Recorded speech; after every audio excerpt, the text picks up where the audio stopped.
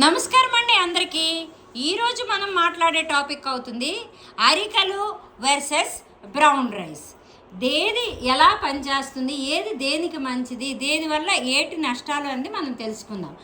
అరికల్లో sugar ఉన్నవారు తాగవచ్చు. అది చాలా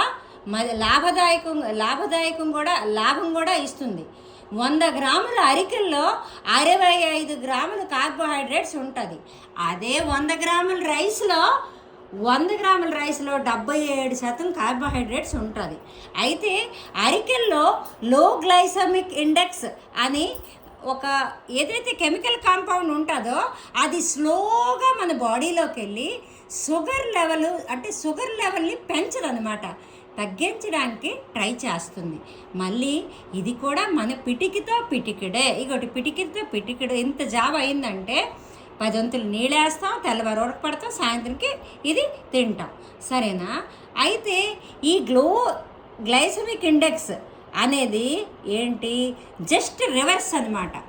ఈ ఒక్క రైస్లో, వైట్ రైస్లో, అదే బ్రౌన్ రైస్ అన్నీ ఒకటే. అయితే వైట్ రైస్లో అంత కూడా ఎక్కువ హై గ్లైసమిక్ ఇండెక్స్ అనేది ఉంటుంది. అంటే మన బాడీలోకి వేగంగా వెళ్ళి షుగర్ లెవెల్ని పెంచేస్తుంది అన్నమాట, సరేనా? ఈ అరికెల్లో 45% ఉంది లో గ్లైసమిక్ ఇండెక్స్. దానికి 4 రెట్లు ఎక్కువ ఉంటుంది అందులో రైస్లో. అందుకే షుగర్ అనేది పెరిగిపోతుంది రైస్ తినేసరికి, సరేనా? అరికెల్లో ఉన్న మంచి గుణం ఏంటంటే రక్తంలో ఉన్న ఇన్సులిన్ ఉత్పత్తి చేసి బీటా కణాలని ఉత్పత్తి చేసి ఇన్సులిన్ ఉత్పత్తిని పెంచుతుంది. అరికెల్లో ఉన్న కెమికల్ కాంపౌండ్ ఏంటది,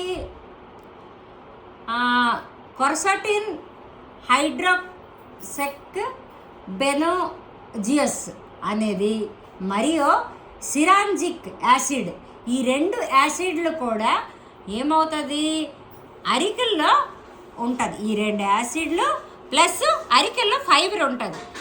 ఫైబర్ వల్ల స్లోగా రిలీజ్ చేసి బ్లడ్ షుగర్ని కంట్రోల్ చేస్తుంది.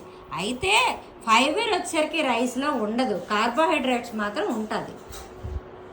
అయితే కొంచెము తినాలి, షుగర్లో రాకుండా రక్షిస్తుంది ఉన్నప్పటికీ.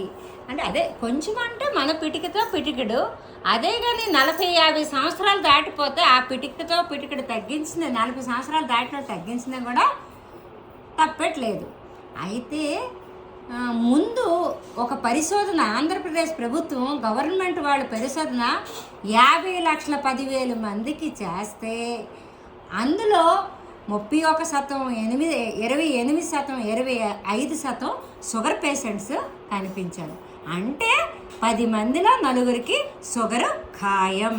అలా అంటే మనకి తెలుసు కదా, కోటా రైసు, కోటా గోధుమలు, కోటా చీని. అయితే ప్రతి ఒక్కటి కూడా ప్రభుత్వం మన మంచికే ఇస్తుంది, కాదలేదు. కానీ ఆ ఒక్క రైస్ బదులుగా ఈ ఒక్క మిల్లెట్స్ తీసుకుంటే మీకు బాగుంటుంది.